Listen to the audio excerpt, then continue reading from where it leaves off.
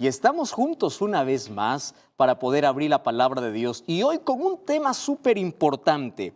¿Cuál es el impacto que los pensamientos tienen en la vida del ser humano?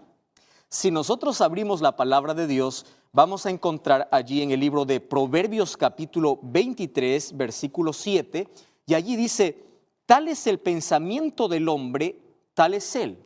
Ahora, es impresionante lo que dice la Biblia. Es decir, tú eres lo que piensas. Los labios son un reflejo o expresan aquello que tenemos en nuestra cabeza. Palabras soeces es el reflejo de una mente contaminada. Hablas lo que piensas. Nosotros hablamos solamente un 10%, el 90% continúa en nuestra cabeza. Imagínate si ese 10% es sucio, es contaminado, es malo. Imagínate cómo está nuestro pensamiento. Es decir, tal es tu pensamiento, tal es él. ¿Quieres cambiar tu conducta? Cambia tu pensamiento. ¿Quieres cambiar tus acciones? ¿Quieres cambiar tu comportamiento? ¿Quieres cambiar tu vida? El cambio comienza por nuestra cabeza. Porque todo lo que hagamos solamente es un reflejo de aquello que nosotros pensamos. ¿Cuántas cosas en la vida nosotros mismos nos hemos encargado de arruinar o de poder superar situaciones? Por ejemplo, voy a partir de algo muy simple. Personas que despiertan el día lunes ya cansados, ¿verdad? Y personas que dicen, hoy es un día pésimo. Ya lo pensaste y ya lo hablaste y ya reforzaste. Y si tú crees en eso, ese día te va a ir pésimo. Nuestros pensamientos influyen grandemente en nuestras acciones. ¿Ya escuchaste aquel famoso poema del poder del pensamiento? Si tú crees que puedes, puedes. Tú crees que eres fracasado, eres fracasado. El pensamiento influye tanto, tiene un poder extraordinario. Ahora, nuevamente el texto, porque ¿cuál es su pensamiento? El pensamiento que está en su corazón, está hablando de pensamientos, corazón está hablando de mente, tal es él. Entonces yo te pregunto, ¿qué piensas? ¿A qué dedicas tiempo en la vida? Y nuestros pensamientos se forman en base a lo que nosotros vemos y lo que escuchamos. Ahora, es interesante que tradicionalmente, de manera tradicional, se ha entendido que la inteligencia es la capacidad mental de una persona. ¿Y cómo se puede medir esto? Bueno, a través de un examen de un coeficiente intelectual. Nosotros esto hemos escuchado alguna vez. Y allí tú puedes hacer un examen, un test, etcétera, etcétera, y tú puedes ver cuál es el grado de coeficiente intelectual. Solo que digo que esto es lo que tradicionalmente se entiende. ¿Por qué? Porque apareció un hombre llamado Howard Gardner, que él propuso en un libro la estructura de la mente y una teoría de inteligencia múltiple. Porque antes se creía que solamente era inteligente aquel que podía aprender más o que tenía la capacidad o la habilidad de aprender rápido, de comprender algo.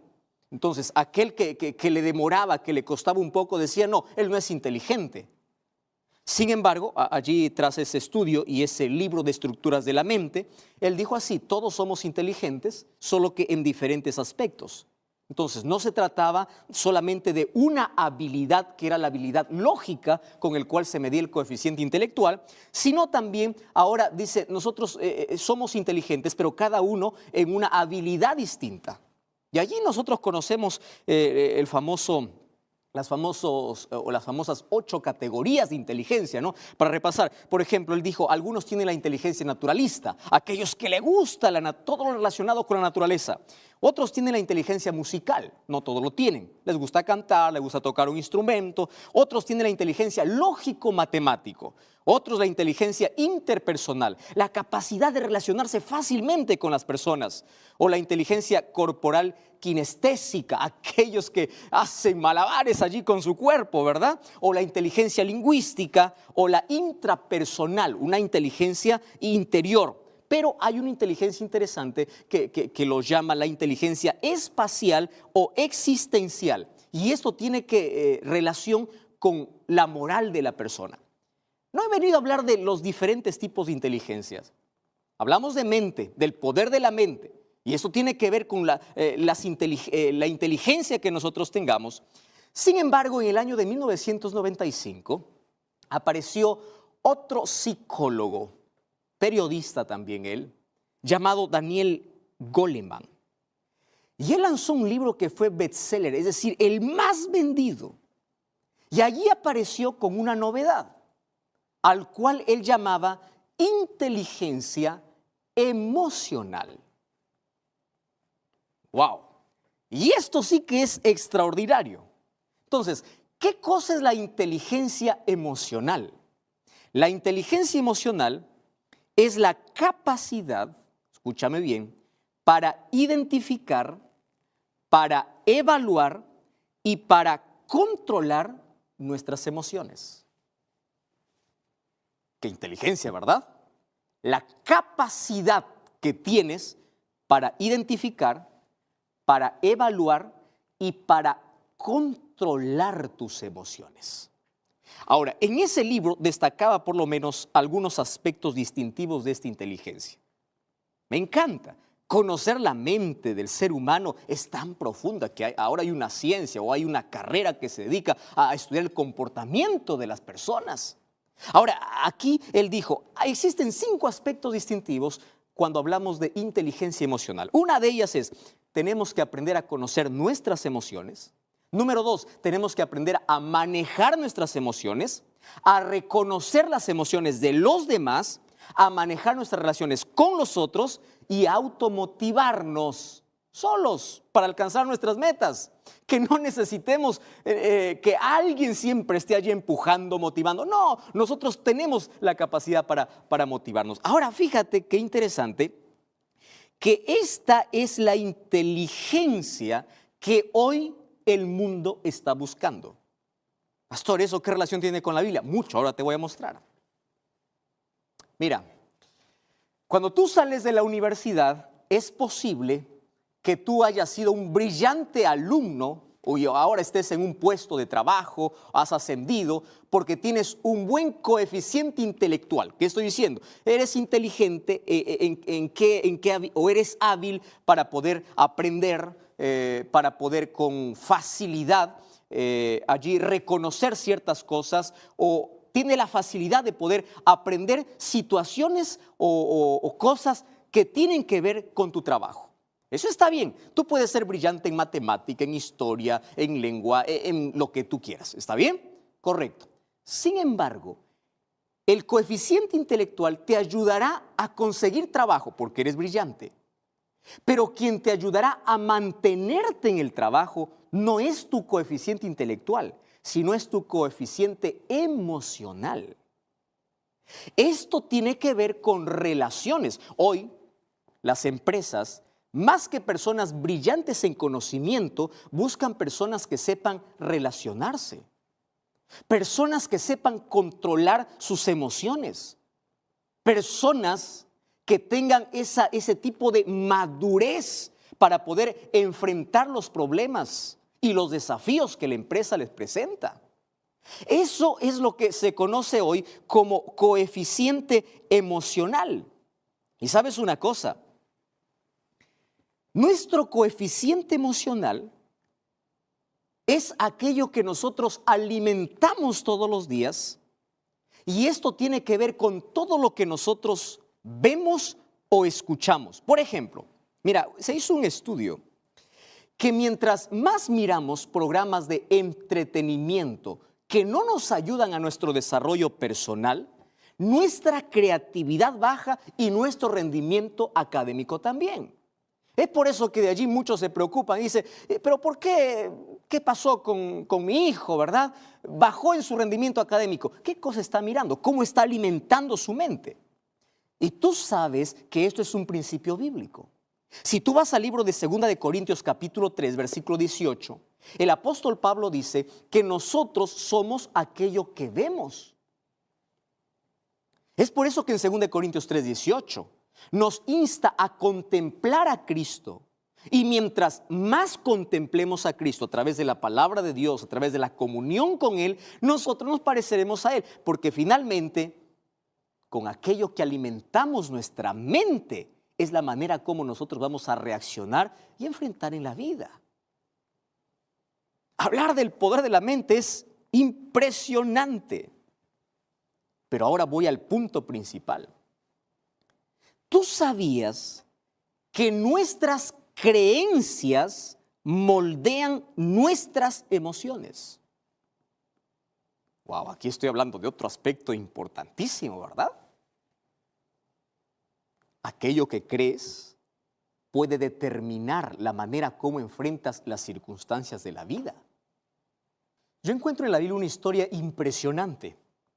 2 hombres fueron tratados injustamente. Pablo y Silas fueron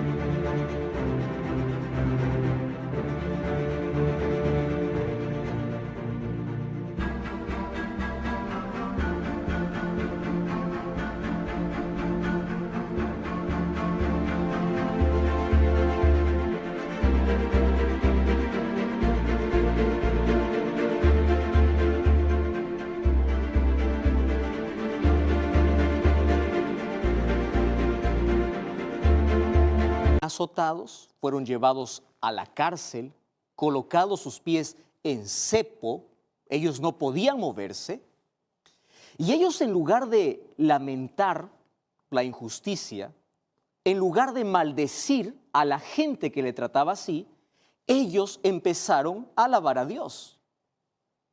Esa historia yo la encuentro en la Biblia, en el libro de Hechos, capítulo 16. Mira cómo el poder de sus creencias, de su fe, hacía que ellos puedan sobreponerse a la circunstancia más adversa de la vida. ¿Cuál es tu comportamiento cuando enfrentas diversas situaciones difíciles? Ellos tenían un coeficiente emocional basado en principios.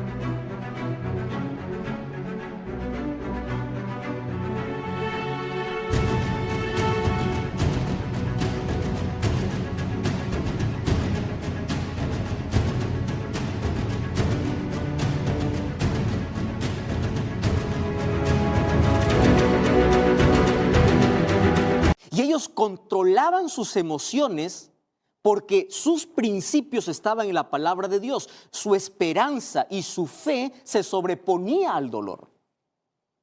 Ahora te das cuenta cuán importante o cuánto influye aquello que creemos o en quién confiamos para enfrentar las diversas situaciones de la vida.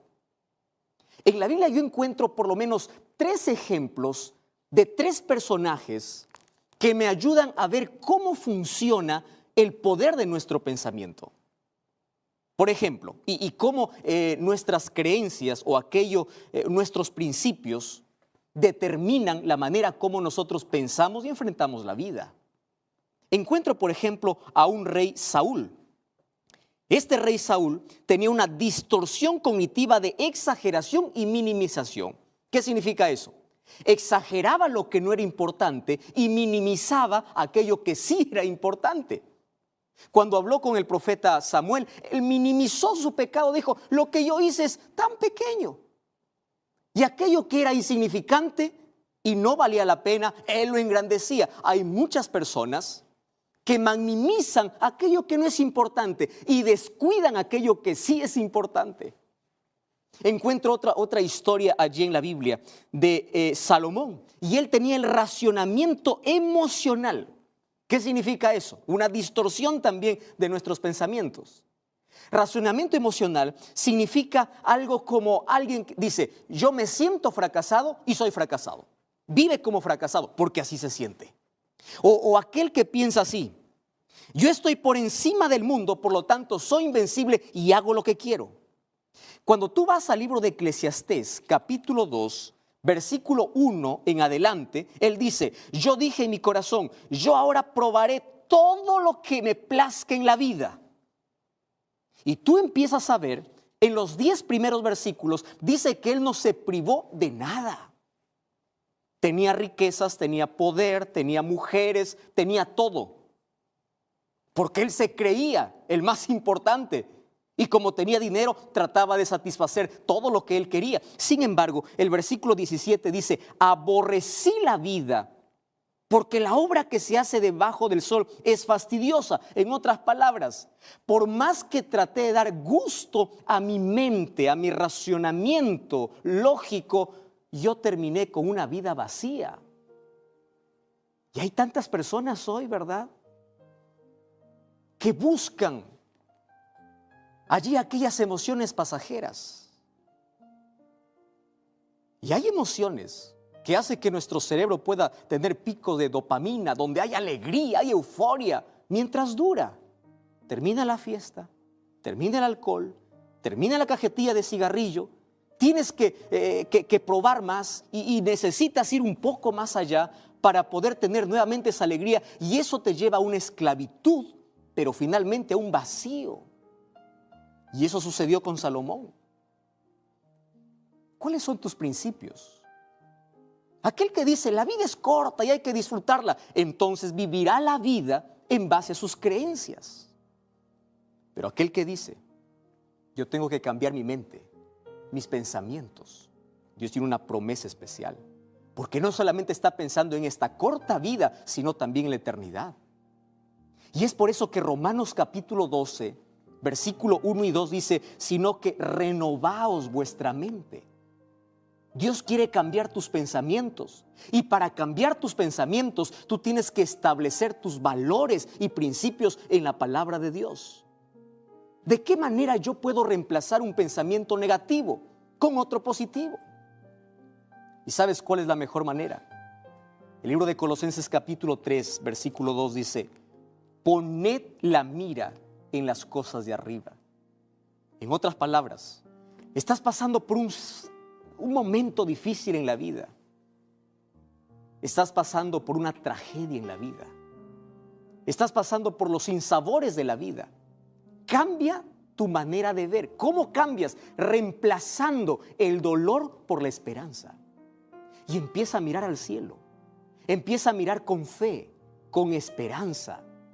Cuando tú colocas tu mirada en el cielo, es decir, en Cristo, cuando tu visión, cuando tu vida se enfoca en la palabra de Dios, entonces tu mente empieza a cambiar. Y a medida que tú vayas a leer la palabra de Dios, fortalecerás tu mente. Y sabes, podrás enfrentar la vida de manera diferente. Hoy quiero pedir que Dios pueda transformar mi mente y también tu mente. Porque nuestras acciones y la manera como enfrentamos la vida depende de cómo pensamos. ¿Quieres que Dios cambie tu vida? Cambia tus pensamientos. Pero tú no puedes solo. Deja que Dios trabaje en ti. Todo lo que tienes que hacer es fortalecer tu inteligencia y tu mente con el poder de la palabra de Dios. ¿Quieres orar conmigo?